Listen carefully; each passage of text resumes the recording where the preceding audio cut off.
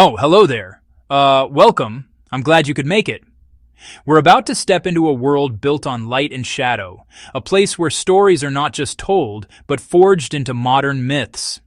And at the heart of that myth-making machine, for the better part of a century, has been Hollywood. A place where dreams are made, yes, but these aren't the gentle, fleeting dreams of a quiet slumber.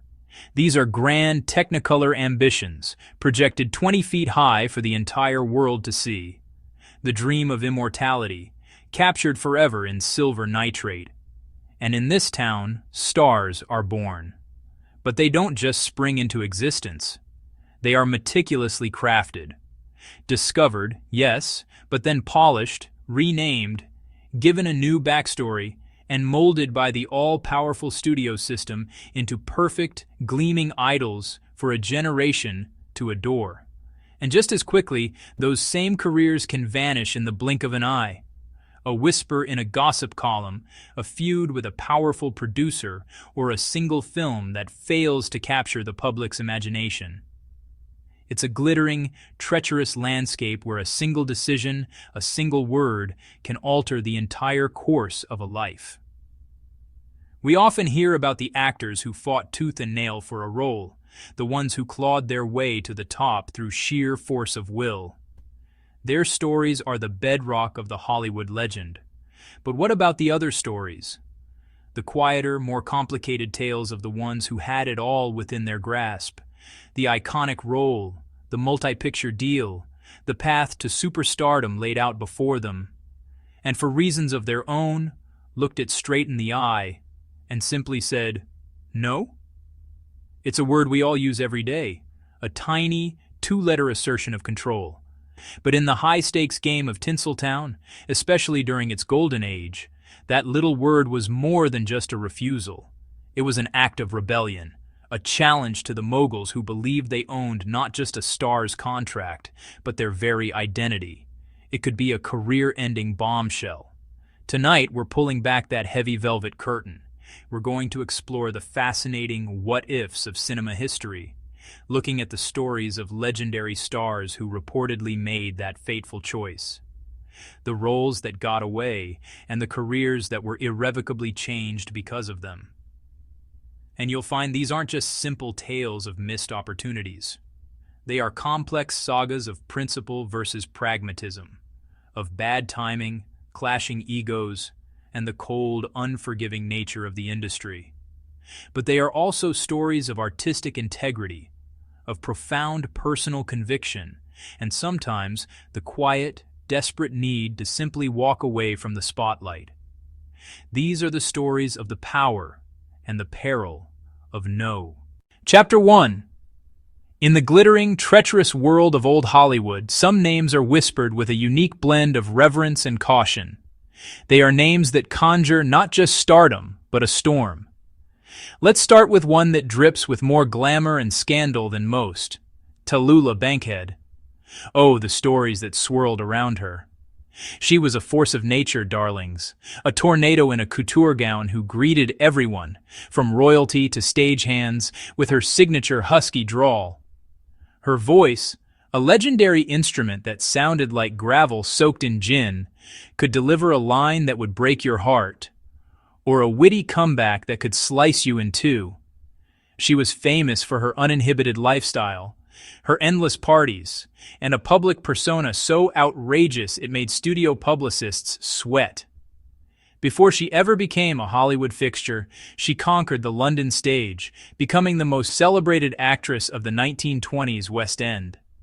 When she returned to America, Broadway fell at her feet. In the 1930s, she was a true sensation, known for her electrifying stage work and a personality that was, frankly, larger than any movie screen. She was audacious, scandalous, and utterly captivating. Everyone who was anyone knew Tallulah, and they all had a story to tell. So, when producer David O. Selznick announced he was turning the blockbuster novel Gone with the Wind into a film, the entire industry held its breath. The question on everyone's lips: who would play Scarlett O'Hara? The search for Scarlett became a national obsession, a 2-year publicity stunt of epic proportions. Every actress in Hollywood, from established stars to hopeful newcomers, was sharpening her claws for the role of a lifetime. And right at the top of that list, a name that seemed almost too perfect, was Tallulah Bankhead. After all, she's Scarlett. She was a true Southerner, born into a prominent Alabama political family. She possessed the fire, the defiance, and the captivating charm the character demanded. She didn't need to act like a Southern belle who could command a room. She simply was one. Reportedly, she was a personal favorite of Selznick himself. He saw in her that raw, untamed energy that was essential for Scarlett.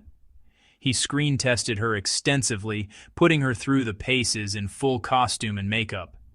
The footage was electric. The chemistry was undeniable. The press was buzzing. The public was convinced. Tallulah Bankhead, Scarlett O'Hara. The part seemed practically hers for the taking. But then, a hesitation. The whispers began. Was she too old for the part? At 36, she was nearly twice the age of Scarlett at the start of the story. Was her scandalous reputation too much, even for the fiery heroine? The studio worried. But the biggest obstacle, it turned out, may have been Tallulah herself. She was a stage actress, first and foremost. She thrived on the energy of a live audience, the thrill of a single unedited performance.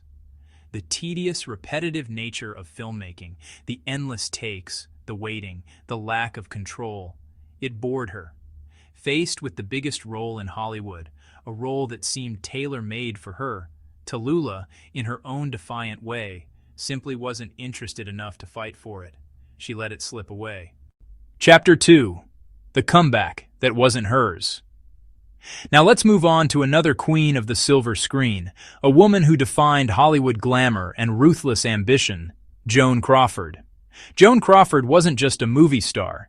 She was an institution, a self-made titan who clawed her way from poverty to become the very embodiment of Hollywood opulence. She meticulously crafted her image, from her famous arched eyebrows to the shoulder pads that became her trademark. Every public appearance was a performance, every photograph a carefully constructed portrait of perfection. She understood that in Hollywood, image was everything, and power was something you took, not something you were given. Oh, Joan! If ever there was a star who understood the art of the comeback, it was her. This was, after all, the woman who had successfully navigated the treacherous transition from silent films to talkies, and who, after being labeled box office poison in the late 1930s, staged one of the greatest comebacks in history, winning an Oscar for Mildred Pierce. She was a survivor, a chameleon, constantly reinventing her persona to stay relevant in an industry that had a notoriously short memory. But even for a master strategist like Crawford, time was an undefeated opponent. The industry that had built her up now threatened to cast her aside. Hollywood loves a fresh face, and it has always been particularly cruel to its leading ladies once they hit a certain age, relegating them to matronly supporting roles, or, worse, to obscurity. Her career was a roller coaster of incredible highs and terrifying lows. By the early 1960s, the roller coaster was in a steep decline. Her MGM glory days were a distant, shimmering memory. The studio system that had protected and promoted her was crumbling, replaced by a new wave of independent filmmakers and gritty, realistic actors. The juicy, powerful roles she craved were now going to younger women. She was seen as a relic of a bygone era, a grande dame in a world that no longer seemed to want one. Even her high-profile marriage to the chairman of Pepsi-Cola, which made her a powerful corporate ambassador, couldn't guarantee her a place on the A-list. But Joan Crawford was, above all else, a fighter. She refused to fade away gracefully. She began a relentless, almost obsessive search for a project, any project, that would reignite her career. She scoured novels, read unsolicited scripts, and personally lobbied producers, looking for that one role that would shock the world and put her back on top. And then she found it. Not in a prestigious studio production, but in a pulpy, unsettling novel by Henry Farrell, It was a strange, gothic, psychological horror story about two aging sisters, both former stars, trapped in a decaying Hollywood mansion, tormenting one another. It was lurid, it was grotesque, and for many, it was beneath a star of her caliber. The book was called Whatever Happened to Baby Jane. Crawford saw the potential immediately. She saw the role of the crippled, victimized Blanche Hudson as her ticket back. But there was a catch, and it was a big one.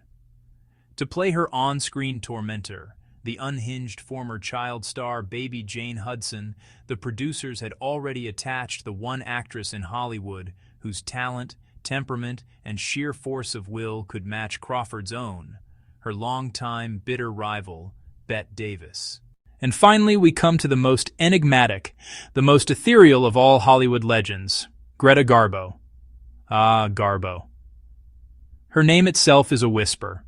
She wasn't just a star, she was a myth, a goddess of the silent screen, who navigated the transition to talkies with that famous line, "Garbo talks." Her mystique was her brand. She was famously reclusive. She was fiercely private, and that only made the public more obsessed with her. In 1941, Two-Faced Woman. It was meant to present a new, lighter Garbo, but the film was a critical and commercial disaster. Garbo was mortified. At just 36 years old, she walked away. A temporary break became the rest of her life. Reportedly, Alfred Hitchcock wanted her for the Paradigm case. Outro, and there we have it.